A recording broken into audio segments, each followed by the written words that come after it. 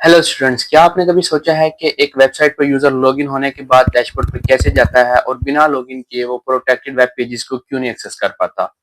तो ये वीडियो आपके लिए है। आपके तमाम क्वेश्चंस का आंसर आपको इस वीडियो में मिल जाएगा। इससे प्रीवियस वीडियो में हमने सीखा था कि क्राउड ऑपरेशंस क्या होते हैं, उसमें हम डाटा को कैसे क्रिएट, रीड, डिलीट और अपडेट कर सकते हैं। तो अगर आपने वो वीडियो नहीं देखी तो यहाँ क्लिक करके आप उस वीडियो को देख सकते हैं। आज की इस वीडियो में हम सीखेंगे कि यूजर का सेशन कैसे क्रिएट करना है, उसको हैंडल कैसे करना है और सिक्योरली लॉगिन कैसे करवाना है। और उसके बाद हम ये भी देखेंगे कि डैश उसको हम कैसे लॉग आउट करवा सकते हैं। तो अभी तक आपने मेरा चैनल सब्सक्राइब नहीं किया तो चैनल को सब्सक्राइब कर लें। Let's go into the code.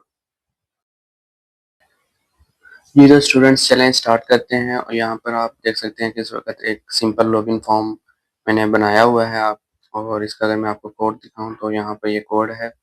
तो इसमें आप सिंपल देख सकते हैं कि एक मैंने जो है वो इनपुट रखा हुआ है यहाँ पर, जिसका नेम जो है वो यूज़र नेम है और दूसरी इनपुट जो है वो पासवर्ड है और तीसरा मैंने यहाँ पर एक बटन लिया है। तो अभी करना क्या है कि जैसे ही यूज़र यूज़र नेम और पासवर्ड इंटर करे और बटन सबमिट करे तो ये फॉर्म सबमिट हो जाए। तो ये चीज़ स्टूडेंट बहुत मिस्टेक करते हैं कि वो यूज़र नेम और पासवर्ड जो है ये लिखना भूल जाते हैं, यानी कि यहाँ पर आपने जो नेम देना है ये देना भूल जाते हैं। ये बहुत इंपॉर्टेंट है क्योंकि जब एक फॉर्म सबमिट होता है तो उसके जो इंडेक्सेस होते हैं, वो जो वैल्यूज़ होती हैं वो फॉर्म की, वो इस नेम के ज़रिए ही पोस्ट मेथड के ज़रिए बैकएंड पर सेंड होता है। तो यहाँ पर आप यूज़र नेम जो है वो स्पेस वगैरह इस तरह देकर यूज़ नहीं कर सकते, स्पेस का यूज़ नहीं कर सकते। और अगर आपने करना ही है तो आप यहाँ पर कैमल केस का इस्तेमाल कर सकते हैं, लोअर केस का इस्तेमाल कर सकते हैं, अंडरस्कोर का इस्तेमाल कर सकते हैं। तो आप इस तरह जैसे इंडेक्स जो होते हैं, जैसे वेरिएबल आप डिक्लेयर करते हैं, उसके लिए आप स्पेस का इस्तेमाल नहीं कर सकते यहाँ पर। और पासवर्ड के लिए आप भी इसके अंदर अगर आपने कोई यूज़र पासवर्ड अगर लिखना है तो उसको आप इस तरह यूज़ करेंगे। ठीक है? ये कॉमन मिस्टेक है जो जो स्टूडेंट या जो एक बिगिनर है वो करता है। तो अब चलते हैं इस फॉर्म की में बात करते हैं कि फॉर्म को जैसे ही सबमिट करें तो ये कहाँ पर जाए, तो वो एक्शन के अंदर हमने बताना है कि ये फॉर्म जब सबमिट होगा तो ये कहाँ पर डाटा लेकर जाएगा। और मेथड जो होता है वो पोस्ट रखेंगे ताकि जब ये मैं सबमिट होगा तो जो डाटा है वो हिडन सिक्योरली तौर पर बैकएंड पर सेंड होगा। अभी मैं यहाँ पर आपको एक फॉर्म ट्राई वो दिखाता हूँ कि अगर मैं इसको सबमिट करवाता हूँ किसी ऐसे पेज पर जो अभी एग्जिस्ट नहीं करता। लेट्स सपोज मैं यहाँ पर लिख देता हूँ डैशबोर्ड डॉट पीएचपी। तो जैसे ही मैं इसको ज़रा रिफ्रेश कर लेता हूँ ताकि ये लेटेस्ट कोड आ गया है। अभी यहाँ पर मैं यहाँ पर कोई कोड और यूज़र नेम लिख रहा हूँ तो ये देखें डैशबोर्ड डॉट पीएचपी पर मुझे रिडायरेक्ट करवा देता है फ़ौरन। डाटा वहाँ पर लेकर उसको करवा देता है। और अगर मैं यहाँ पर इसको गेट का इस्तेमाल करता हूँ तो क्या होगा कि अब मेरा जो ये फॉर्म का डाटा है ये डैशबोर्ड डॉट पीएचपी फाइल पर जाएगा, लेकिन क्वेरी स्ट्रिंग यूआरएल के अंदर ये डिस्प्ले होगा।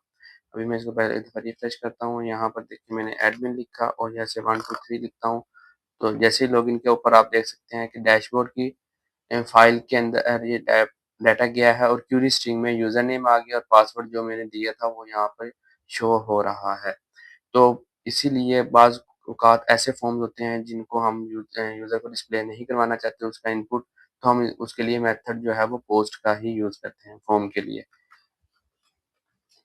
तो अब मुझे ये फॉर्म जो है वो सबमिट करवाना है इसी फाइल के ऊपर।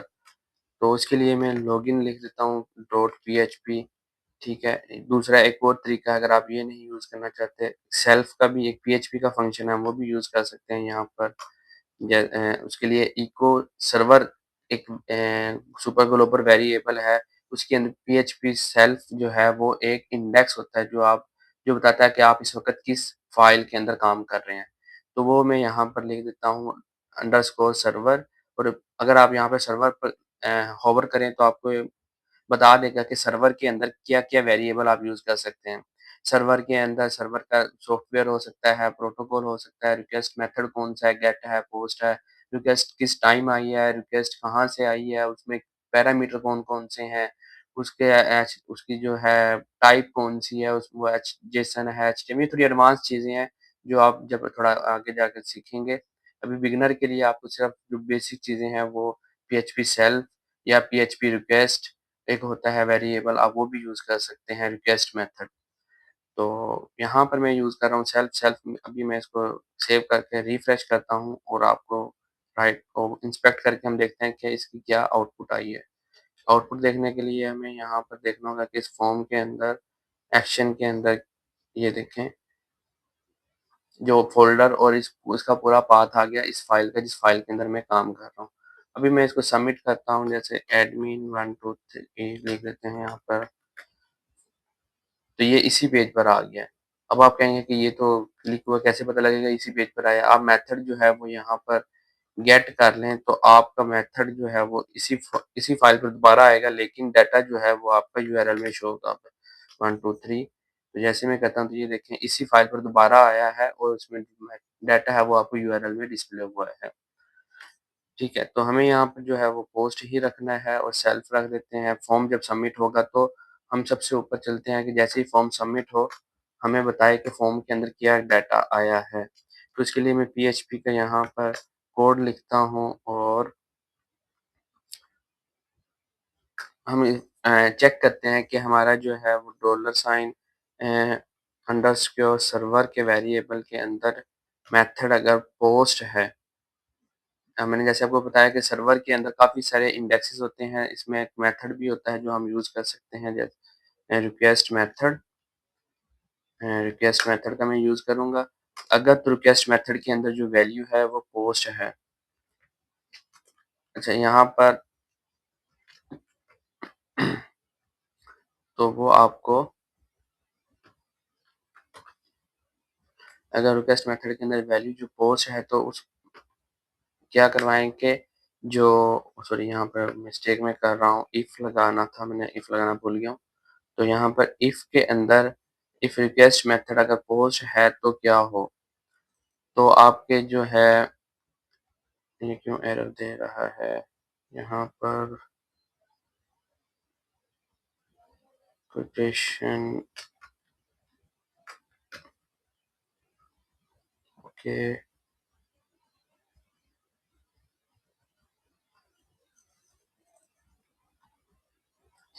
अच्छा अगर तो वो सर्वर के अंदर जो वैल्यू है वो पोस्ट है तो डॉलर साइन हम इसको प्रिंट करवा कर देखते हैं कि जो हमारा सुपर ग्लोबल वेरिएबल पोस्ट होता है वो क्या प्रिंट करवा रहा है। ठीक है, अभी हम इसको जस्ट रिफ्रेश करते हैं पेज को और यहाँ पर मैं एडमिन 1 2 3 लिखता हूँ। तो ये देखें अब मुझे जो डाटा वो आ गया है कि मेथड जो है वो पोस्ट के अंदर यूज़र नेम एडमिन और पासवर्ड 1 2 3 में जो भी एंटर कर रहा हूँ वो आ रहा है। तो जब मैं पोस्ट डाटा आ रहा है तो हम इसको इंडिविजुअली गेट कर सकते हैं। यूज़र नेम को एक यूज़र नेम के वेरिएबल में स्टोर करवा देते हैं और पासवर्ड को एक पासवर्ड के वेरिएबल के अंदर मैं स्टोर करवा देता हूँ।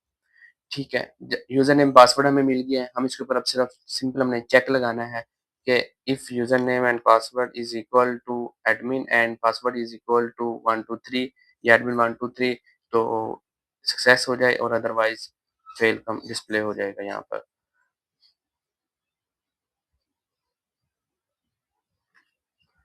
तो इसीलिए मैं क्या करता हूँ कि if user name admin and password जो है वो एट 1 2 3 है तो मैसेज प्रिंट हो जाए सक्सेसफुल अदरवाइज़ मैसेज प्रिंट हो जाए इनवैलिड।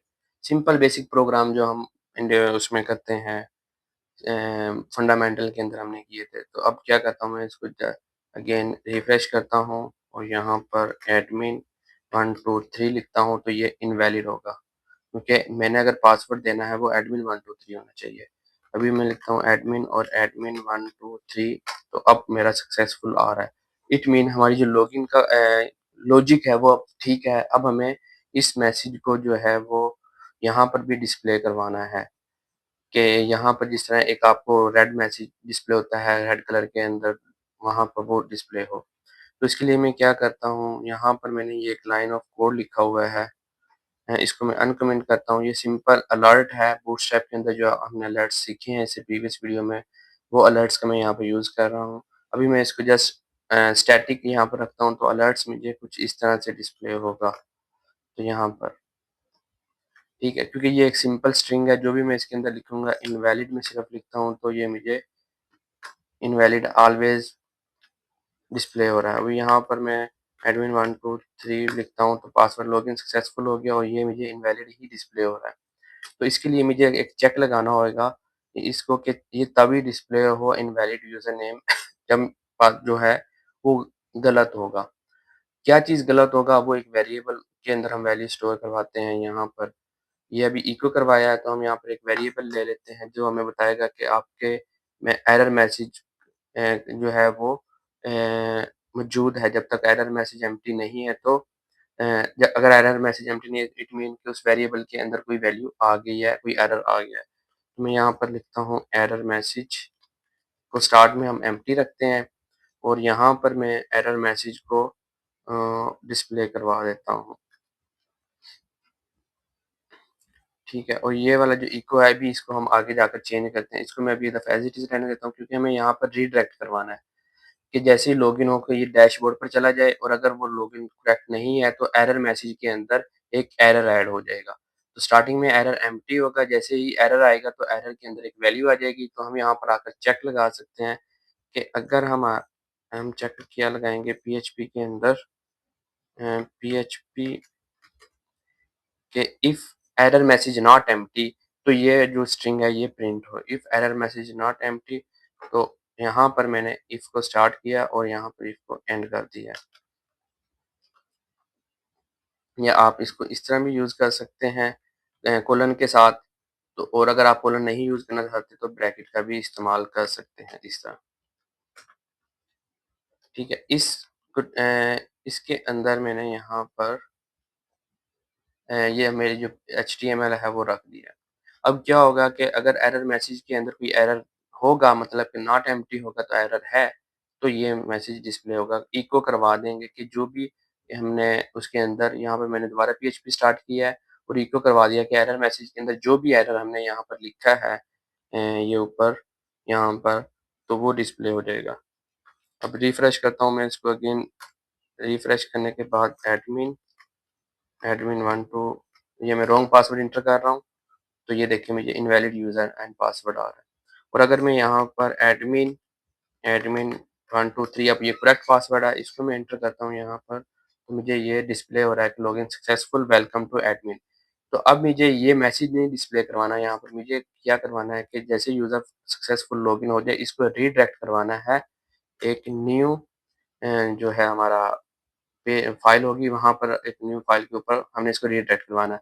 तो उसके लिए बिल्ट इन फंक्शन होता है हेडर पीएचपी के अंदर उसका हम यूज़ करेंगे। हेडर के अंदर आपने लोकेशन बतानी है कि आपने इसको कहाँ पर मूव करवाना है।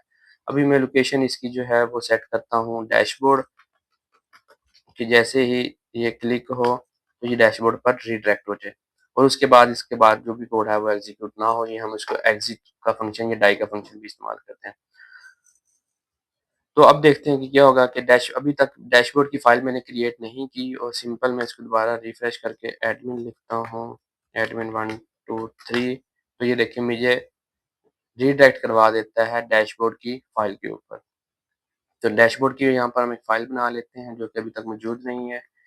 तो उसके लिए .php इसकी एक्सटेंशन ठीक है, डैशबोर्ड और यहाँ पर हम डैशबोर्ड का कोड लिख देते हैं।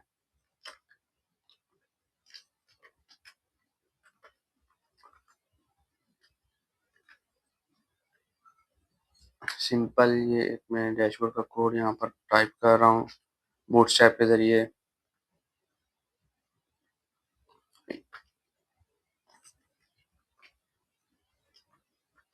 तो ये सिंपल सा डैशबोर्ड होगा कि जिसके अंदर अलर्ट होगा कि अलर्ट सक्सेस आ जाएगा। सक्सेस से मतलब कि ग्रीन कलर में हमें एक वेलकम टू डैशबोर्ड लिखा आ जाएगा और उसके नीचे ये लिखा होगा you successfully login it is protected page go back to login. Login के ऊपर हमने एक बटन लगा दिया है कि जैसे ही उसके ऊपर वो क्लिक पर लॉग आउट पर क्लिक करें तो वो लॉगिन के पेज पर चला जाए वापस। तो मैं इसको जैसे ही अब रिफ्रेश करता हूँ तो ये देखें वेलकम टू डैशबोर्ड आ गया हमारे पास। और मैं इस पे गो बैक टू लॉगिन पर क्लिक करता हूँ, हम लॉगिन पर आ जाते हैं। अच्छा, अब ये एक चीज़ तो हमारा लॉगिन हम हो गया है, हम लॉगिन सक्सेसफुल करने के बाद यहाँ पर आ गए हैं। ठीक है, अब यहाँ पर लॉग आउट का काम नहीं किया हुआ। लॉग आउट कैसे करेंगे हम? लॉगिन की जगह पर हम लिख देते हैं लॉग आउट। कहाँ हमारा ये है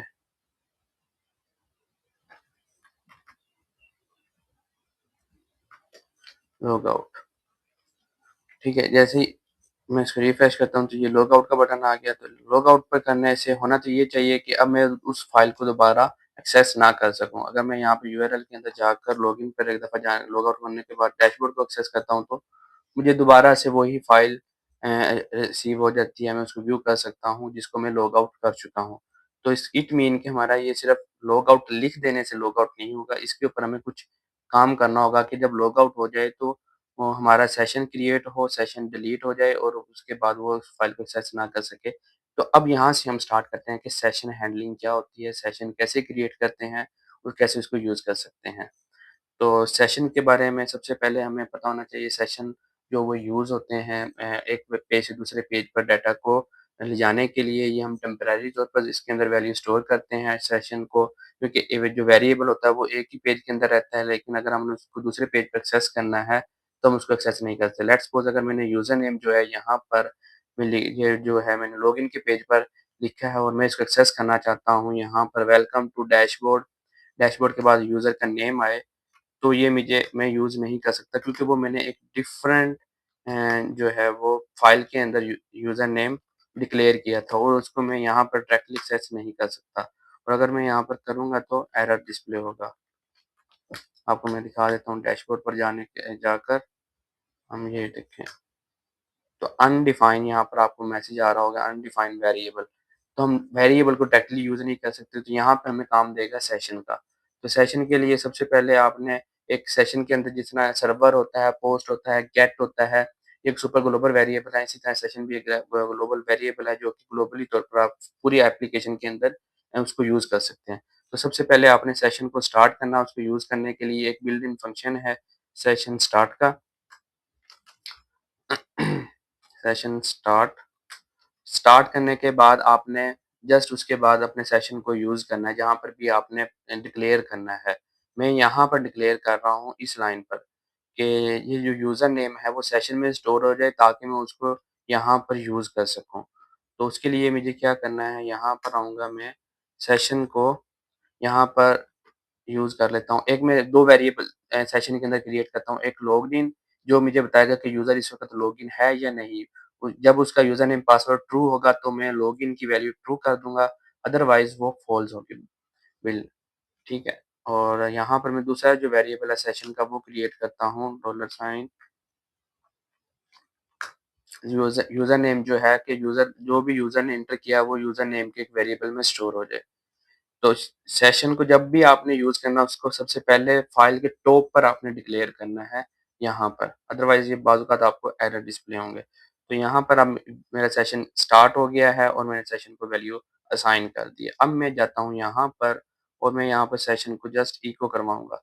इको करवाने के लिए मुझे फिर एरर आएगा क्योंकि मैंने अभी सेशन को डायरेक्टली स्टार्ट तो किया ही नहीं, इसको मैं यूज़ कर रहा हूँ। तो ये देखिए मैंने जैसे ही इसको रिफ्रेश किया तो वो बता रहा है कि undefined global variable session, session कोई वेरिएबल नहीं है। तो वो क्यों नहीं है? क्योंकि हमने इसको स्टार्ट नहीं किया। तो आपने फ़ाइल के स्टार्ट में इसको यहाँ पर हम चलते हैं एचटीएमएल से पहले आपने लिखना है पीएचपी सेशन स्टार्ट कर देना है। बस जैसे ही आप स्टार्ट करेंगे अब इसको रिफ्रेश करेंगे तो ये वेरिएबल डिक्लेयर हो चुका होगा देखें। वेलकम टू ये आगे नाम आ गया यूज़र का जो मैंने अभी एंटर किया था मेहरान। अब मैं वापस जाता हूँ लॉगआउट पे जो भी मैं यहाँ पर लिखता हूँ एडमिन एडमिन 1 2 3 तो ये देखें एडमिन मैंने लिखा तो यहाँ पर मुझे एडमिन डिस्प्ले हो गया। अब चलते हैं लॉगआउट की तरफ। सेशन हमारा सिर्फ लॉगिन के लॉगआउट पे क्लिक करने से खत्म नहीं होता। तो ये देखें अभी मैं डायरेक्टली उसको एक्सेस कर रहा हूँ तो ये फाइल मुझे दोबारा रिसीव हो रही है। तो अब हमने क्या करना है कि सेशन को जो है वो डिस्ट्रॉय करना है लॉगआउट करने पर और इस फाइल को सिर्फ तभी एक्सेस कर सकें जब इसके अंदर सेशन की वैल्यू मौजूद हो। तो उसके लिए क्या करते हैं कि हम एक कंडीशन लगा देते हैं कि इफ जो है कि सेशन के अंदर सेशन वेरिएबल के अंदर लॉगिन की वैल्यू ट्रू है जो हमने यहाँ पर रखी थी, यहाँ पर ये वाली। ये तो अब तभी ट्रू होगी ना जब यूज़र नेम पासवर्ड ट्रू होगा, तभी लॉग्ड इन जो है एक इंडेक्स इसकी वैल्यू ट्रू होगी। तो मैंने इसकी जो वैल्यू है वो यहाँ पर इसको चेक लगा दिया। यहाँ पर मैंने इसको डिफाइन किया था, डिक्लेयर किया था और यहाँ पर मैं इसको यूज़ कर रहा हूँ, चेक लगा रहा हूँ कि अगर सेशन के अंदर वैल्यू ट्रू नहीं है तो वो उसको वापस भेज दे लॉगिन के पेज पर। अगर तो ट्रू है तो वो इस कंडीशन को एग्ज़ीक्यूट नहीं करेगा, जैसे एग्ज़ीक्यूट नहीं होगी इसके बाद जो एचटीएमएल कोड है, जो भी हमारा बाकी काम है वो एज़ इट इज़ चलेगा।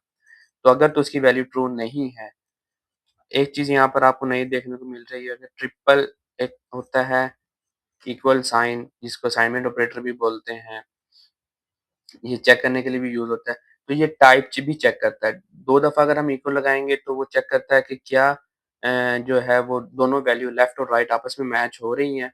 अगर हम 3 टाइम इक्वल का साइन लगाते हैं इसका मतलब वो साथ ये भी चेक करता है क्या लेफ्ट साइड की वैल्यू और राइट साइड की जो वैल्यू है, उनकी डाटा टाइप भी आपस में मैच हो रही है। मतलब कि एक तरफ स्ट्रिंग हो और एक तरफ इंटीजर हो तो अगर हम 3 टाइम उसके अंदर इक्वल का साइन यूज़ करेंगे तो वो उसकी डाटा टाइप भी मैच करेगा और स्ट्रिंग और जो इंटीजर है वो एक-दूसरे के साथ मैच नहीं करते तो आउटपुट फ़ॉल्स आएगी। अगर हम यहाँ पर 2 टाइम जो है वो यूज़ करते हैं इक्वल तो इट मीन वो सिर्फ़ वैल्यू को चेक करेगा, वो ये चेक नहीं करेगा कि वो इंटीजर है कि स्ट्रिंग है।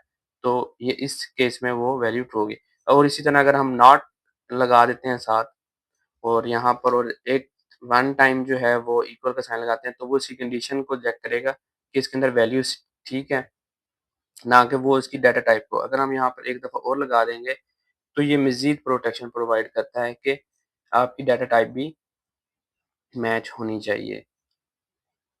तो मैं यहाँ पर अब क्या किया है मैंने जस्ट एक कंडीशन लगा दी है और चलते हैं हम अपने यहाँ पेज की तरफ, इसको मैं रिफ्रेश करता हूँ। अभी मेरा सेशन जो है वो मौजूद है क्योंकि मैंने पहले यहाँ पर यहाँ से सेशन को क्रिएट किया था और ये पेज डायरेक्टली एक्सेसिबल है।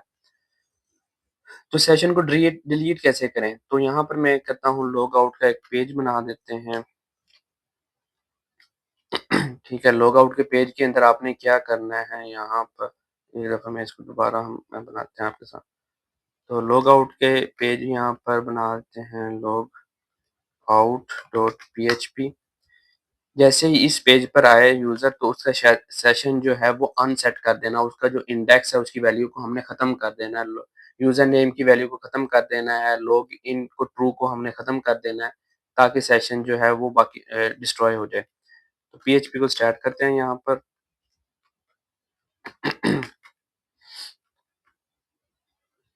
और सेशन जो है हम स्टार्ट करेंगे सबसे पहले उसको अगर डिलीट करना है तो सबसे पहले वरना वो आपको अनडिफाइन आएगा यहाँ पर। सेशन आपने स्टार्ट कर दिया है।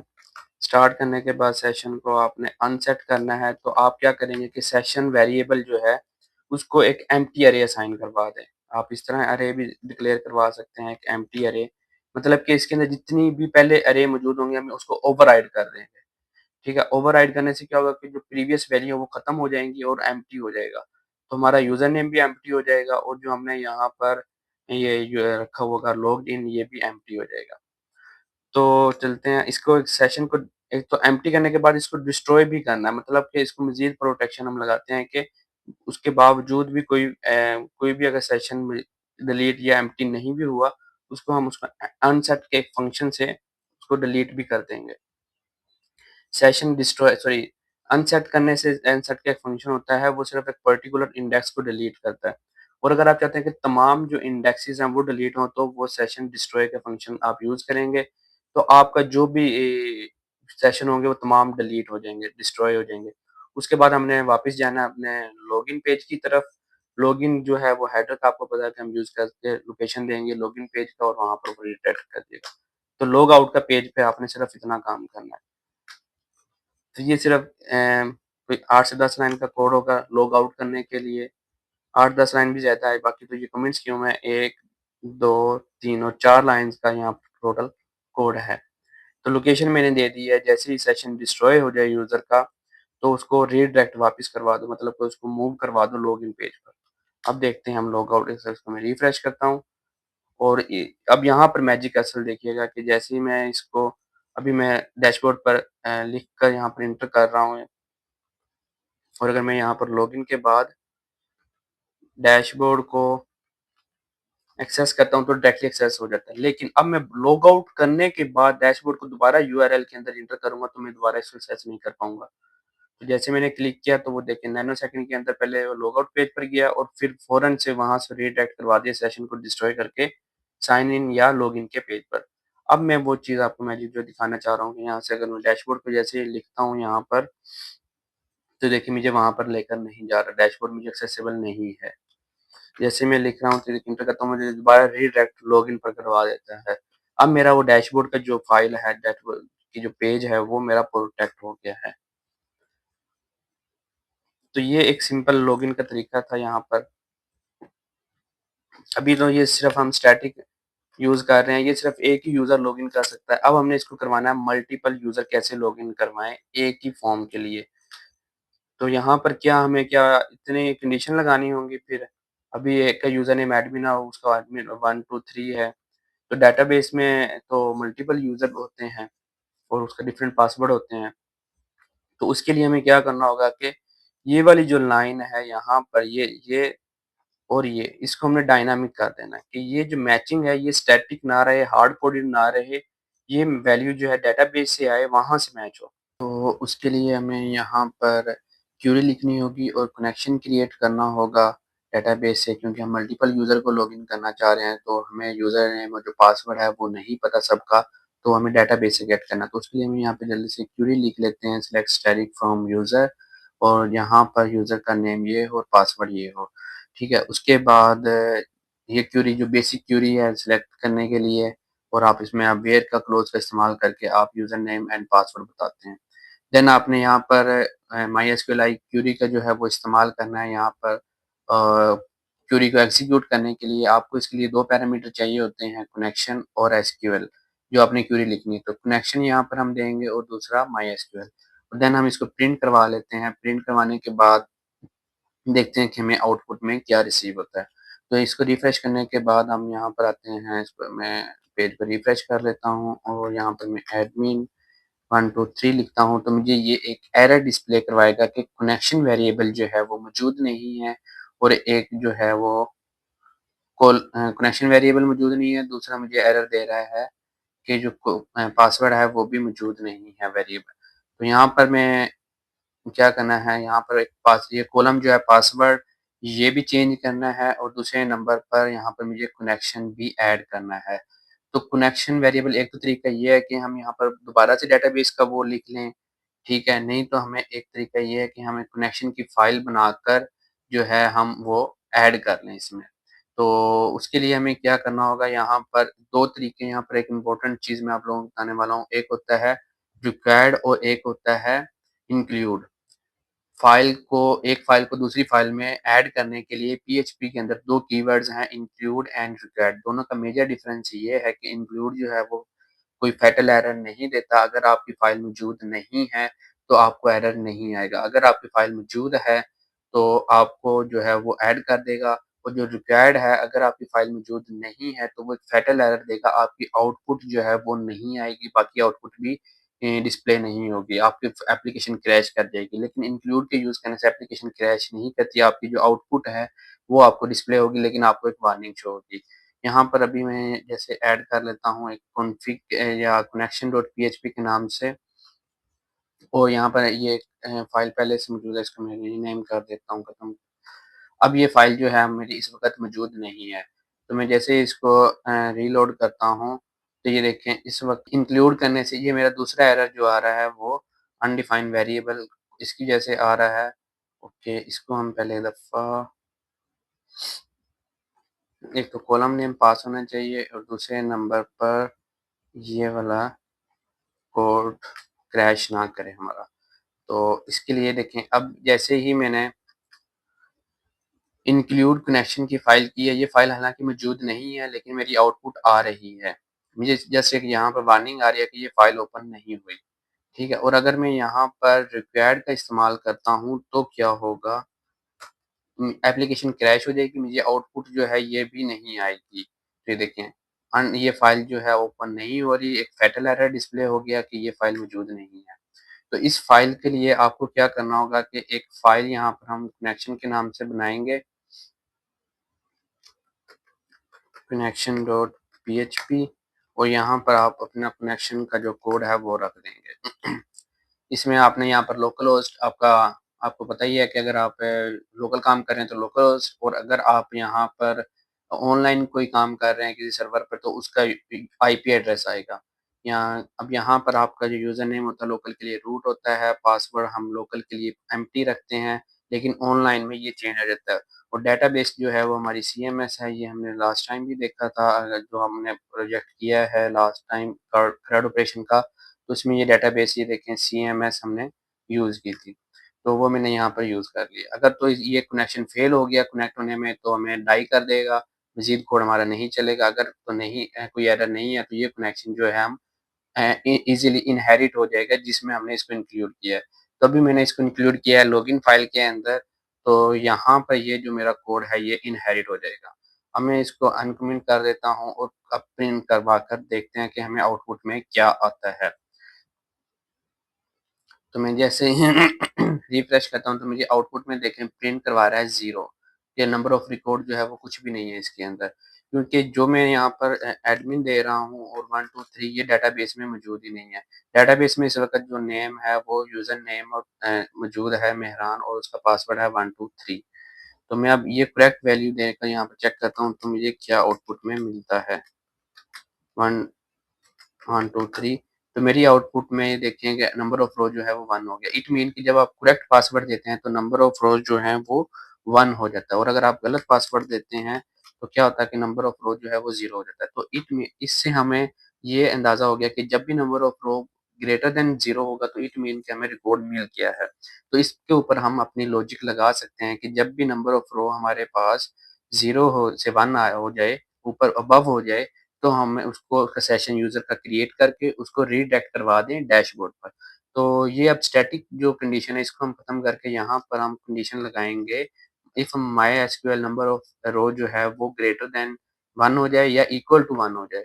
तो क्या होगा जब number of row equal to greater than 1 होगा तो ये कंडीशन ट्रू होगी और हमारा सेशन क्रिएट हो जाएगा और उसकी जो वैल्यू है वो जो भी यूज़र नेम है वो यूज़र नेम में आ जाएगा और जो लॉगिन है वो हमारा ट्रू हो जाएगा और वो रीडायरेक्ट कर जाएगा डैशबोर्ड पर।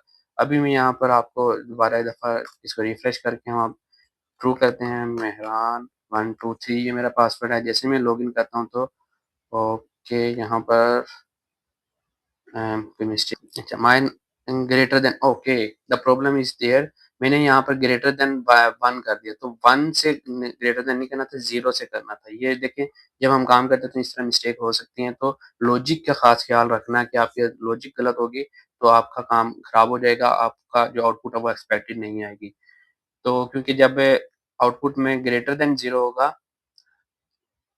तभी ही हम इसको यहाँ पर लॉगिन करते हैं। अब मेहरान 1 2 3 तो ये देखें जैसे ही मैंने अब यूज़र नेम जो डेटाबेस में मौजूद है वो दिया और पासवर्ड यहाँ पे एंटर किया तो इस वक़्त मेरा नाम यहाँ पर आ गया है।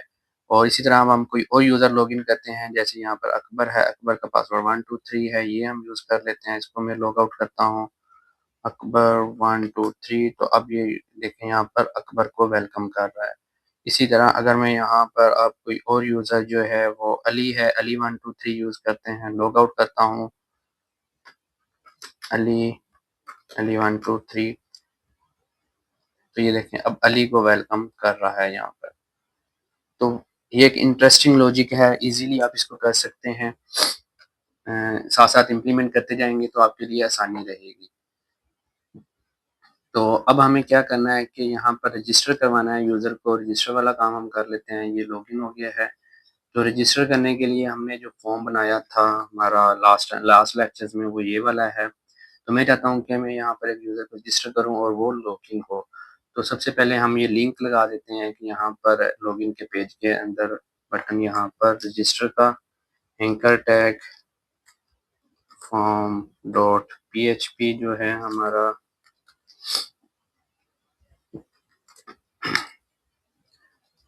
अगर आपने साइन अप नहीं किया तो वो साइन अप कर दें यहाँ पर।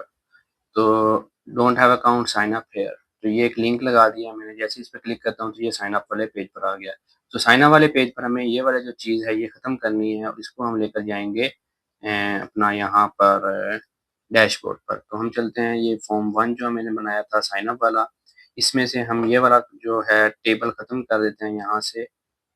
टेबल को मैं यहाँ पर यूज़र रजिस्टर लिस्ट, इसको मैं टोटल को कट कर देता हूँ यहाँ से और इसको हम ले जाते हैं डैशबोर्ड पर। मैं चाहता हूँ कि मेरा ये डैशबोर्ड पर ये आउटपुट डिस्प्ले हो। तो यहाँ पर मैं इसको प्रिंट करवाता हूँ। अब यहाँ पर एक मसला ये वही आएगा कि कनेक्शन जो है यहाँ पर यूज़ कर तो रहे हैं, वहाँ पर तो हमने फॉर्म 1 में कनेक्शन जो है वो इसी फाइल के अंदर क्रिएट किया हुआ था ऊपर, यहाँ पर देखें तो इसलिए वहाँ पर एरर नहीं था। लेकिन जब मैं यहाँ पर डैशबोर्ड में यूज़ कर रहा हूँ तो डैशबोर्ड में मैंने कनेक्शन कहीं पर भी यूज़ नहीं किया। तो मुझे क्या करना होगा, इस कनेक्शन में एरर से बचने के लिए मुझे यहाँ पर इंक्लूड करना होगा। इससे प्रीवियस भी जो है फाइल में हमने इंक्लूड रिक्वायर्ड किया था, यहाँ पर हम इंक्लूड कर लेते हैं। मैं आपको दोनों तरीके इस्तेमाल करके दिखा देता हूँ। यहाँ पर मैं इंक्लूड कर रहा हूँ कनेक्शन डॉट पीएचपी डेटाबेस की। तो देखिए हमने एक दफ़ा फाइल बनाई है और उसको हम बार-बार रीयूज़ कर रहे हैं उसके वेरिएबल को। ओके, अब हम इसको रिफ्रेश करते हैं तो ये देखें रिफ्रेश करने पर ओके ये कोड जो है मैंने कट नहीं किया, सेव नहीं किया आई थिंक फाइल को। यहाँ से हाँ, ये फाइल देखें यहाँ पर भी सेव नहीं है। मैंने कोड तो यहाँ से उठा दिया है लेकिन ये अभी तक कट नहीं किया यहाँ से। तो उसको मैं कट कर देता हूँ सेव करके एंड देन रिफ्रेश करता हूँ तो टेबल जो है वो यहाँ से खत्म हो गया। अब यहाँ पर हम एक न्यू यूज़र जो है वो रजिस्टर करते हैं। जैसे मैं यहाँ पर आफ्ताब एक और ये पासवर्ड इंटर कर दिया है और @gmail.com और यूज़र नेम आफ्ताब 123।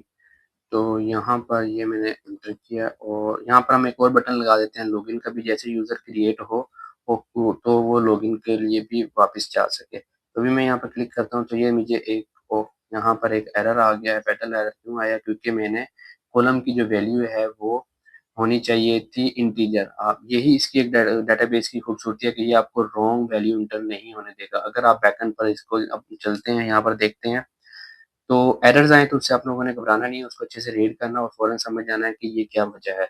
जैसे बिग इंट मैंने यहाँ पर इसकी कॉलम की टाइप रखी है और मैंने जो वैल्यू एंटर की है वो इंटीजर के साथ मैंने कुछ स्ट्रिंग ऐड कर दी, यानी कि डीएसएफ ये एक स्ट्रिंग है, तो इस वजह से ये मुझे एरर दे रहा है, फैटल एरर। तो इसके लिए मुझे क्या करना है, यहाँ पर वापस आकर इसको ख़त्म कर देना है और अब अगेन मैं सबमिट करता हूँ। 1 2 3 इसका पासवर्ड रख दिया एंड हिट सेव। तो यूज़र जो है वो मेरा सक्सेसफुली क्रिएटेड हो चुका है। तो यहाँ पर हम एक लॉगिन का बटन लगा देते हैं कि back to the login. Okay, तो क्रिएट एन अकाउंट जैसे है और anchor tag login dot PHP और यहाँ पे हम एक टेक्स्ट लिख देते हैं। ओके, तो ये अगर आपका अकाउंट क्रिएट है तो वापस चला जाए यहाँ पर। अभी ये इस पेज के अंदर क्योंकि हमने वो यूज़ नहीं की बूटस्ट्रैप आई थिंक, हाँ, तो इस वजह से जो हमारा लिंक है वो सही काम नहीं, इसके ऊपर मैंने कोई क्लास भी यूज़ नहीं की। तो क्या कहते हैं, मैं इस पे जैसे क्लिक करता हूँ लॉगिन पर, अभी मैंने आफ्ताब का एक यूज़र क्रिएट किया है और उसका पासवर्ड 1 2 3 रखा है। तो जैसे मैं लॉगिन करता हूँ तो ये देखें मैं लॉगिन हो गया हूँ और वेलकम टू आफ्ताब और जो मेरा टेबल था वो मेरा डैशबोर्ड पर अब आपको डिस्प्ले हो रहा है यहाँ पर। तो अब हमारा ये जो डैशबोर्ड है ये 100% प्रोटेक्टेड हो गया है। जैसे ही मैं अब इसको लॉगिन पर जाता हूँ और इंटर करता हूँ यहाँ से, तो ये मुझे लॉगिन पर ले जाता है। और यहाँ पर अगर मैं डैशबोर्ड पर अभी जाऊँगा क्योंकि मेरा सेशन जो है वो क्रिएटेड है तो डैशबोर्ड पर आ सकता हूँ। जैसे मैं लॉग आउट कर देता हूँ और उसके बाद मैं डैशबोर्ड को एक्सेस करूँगा तो मुझे ये सॉरी, लॉग आउट करने पर कोई मिस्टेक हो गई है मुझसे आई थिंक। यहाँ पर डैशबोर्ड लॉग आउट करने पर इसका बटन देख लेते हैं, लॉग आउट का बटन कहाँ पर है, ये वाला। अच्छा, लॉग आउट के बटन पर यहाँ पर लॉगिन लिखा हुआ है, इसको हमने लॉग आउट करना है। लॉग आउट की फाइल के ऊपर लेके जाए, यहाँ पे ये जो हमने कोड लिखा था इसके ऊपर, तो ये हमारा सेशन जो है वो इसको डिलीट कर देगा। तो ये वीडियो जो है मैंने पॉज़ की थी जिस वजह से यहाँ पे ये दोबारा लॉगिन लिखा गया था, तो इसको मैंने दोबारा अपडेट कर दिया है। और अब अगर हम डैशबोर्ड पर जाएँ अगेन और मैं यहाँ पर इसको लॉग आउट करता हूँ और अब अगेन इसको डैशबोर्ड से एक्सेस करता हूँ तो ये मुझे लॉग आउट करवा देगा यहाँ से। अब मैं इस फाइल को अगेन एक्सेस नहीं कर सकता। जितनी दफ़ा भी मैं कोशिश करूँगा डैशबोर्ड को एक्सेस करने की, तो ये मुझे अगेन एंड अगेन रीडायरेक्ट करवा देगा लॉगिन पेज पर। तो उसके लिए मुझे अब ज़रूरी है कि मैं अगेन यहाँ पर लॉगिन करूँ और अपना डैशबोर्ड को एक्सेस कर सकता हूँ अब। तो ये अब एक काम और हमने यहाँ पर करना है कि जब एक यूज़र ऑलरेडी लॉग्ड इन है, तो अगर वो लॉगिन करने की कोशिश करे तो वो दोबारा लॉगिन पेज पर ना जाए, वो रीडायरेक्ट कर जाए डैशबोर्ड के ऊपर। तो उसके लिए हमें क्या करना होगा कि लॉगिन पेज के ऊपर एक छोटा-सा चेक लगा देना होगा कि अगर तो यूज़र जो है वो ऑलरेडी लॉग्ड इन है तो उसके लिए ये पेज अगेन ओपन ना हो। तो लॉगिन के पेज पर हम चलते हैं। लॉगिन हमारा पेज कहाँ पर है? ये वाला लॉगिन का पेज है। इसके ऊपर मैं स्टार्ट पर एक कंडीशन लगा देता हूँ। इफ जो है वो सेशन जो है वो यूज़र का मौजूद है, तो उसको रीडायरेक्ट करवा दो डैशबोर्ड के ऊपर। तो ये सेशन यहाँ पर हम लगाएँगे कि उसका सेशन मौजूद है, और अगर तो उसका सेशन वेरिएबल यानी कि इस सेट है, ये हमने फंक्शन पहले पढ़े थे, इसलिए मैंने पहले आपको प्रीवियस वीडियो में, अगर आपने नहीं देखी तो वो देखें, उसमें मैंने फंक्शन डिटेल से बताए हैं। इस सेट का फंक्शन क्या करता है, मैंने बताया भी था कि इसका आगे इस्तेमाल होने वाला है। तो इस सेट का फंक्शन बताता है कि क्या उसका सेशन जो है वो वेरिएबल क्रिएटेड है ऑलरेडी और उसकी वैल्यू ट्रू है, तो क्या होगा कि वो डैशबोर्ड है उसको रीडायरेक्ट करवा देंगे हम डैशबोर्ड डॉट पीएचपी पर।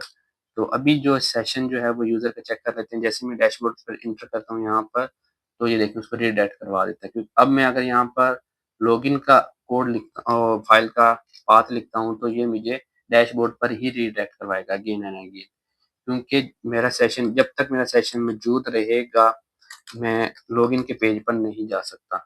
अगर मुझे लॉगिन के पेज पर जाना है तो मुझे यहाँ से लॉग आउट करना होगा। जैसे ही लॉग आउट करूँगा मैं लॉगिन के पेज पर चला जाऊँगा और यहाँ से आप दोबारा अपना अकाउंट क्रिएट कर सकते हैं।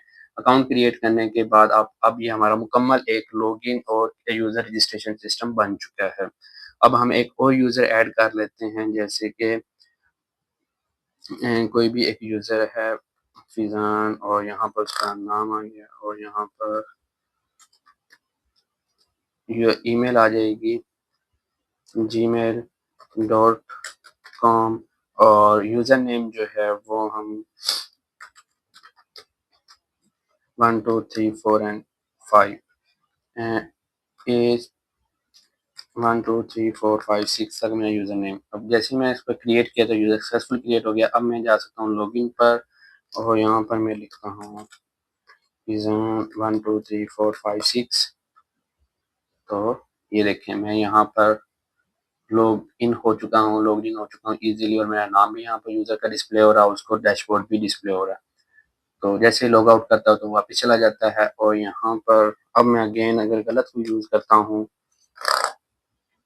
तो मुझे एरर भी डिस्प्ले हो रहा है। तो ये हमारा एक कंप्लीट जो है वो लॉगिन सिस्टम बन चुका है इस वक़्त, और लॉगिन से हम सक्सेसफुली सेशन क्रिएट कर सकते हैं और यूज़र को लॉग आउट भी करवा सकते हैं, और इसके ज़रिए आप यूज़र को रजिस्टर भी करवा सकते हैं। तो ये था हमारा आज का लेक्चर। उम्मीद करता हूँ आपको पसंद आया होगा। अगर आपका कोई क्वेरी हो, कोई इश्यू हो, आपको कहीं से भी समझ ना आई हो, तो आप लाज़मी तौर पर वीडियो के कमेंट सेक्शन में जाएँ और वहाँ पर अपना जो है कमेंट्स लाज़मी एंटर करें। I will be there for your help. जो भी आपका इश्यू होगा मैं उसके लिए आपका रिप्लाई करूँगा। उम्मीद करता हूँ ये लेक्चर आपको पसंद आया होगा। अगर आपको ये लेक्चर अच्छा लगा तो इस वीडियो को लाइक, कमेंट और शेयर लाज़मी करें। मिलते हैं एक नई वीडियो में, तब तक के लिए अल्लाह हाफ़िज़।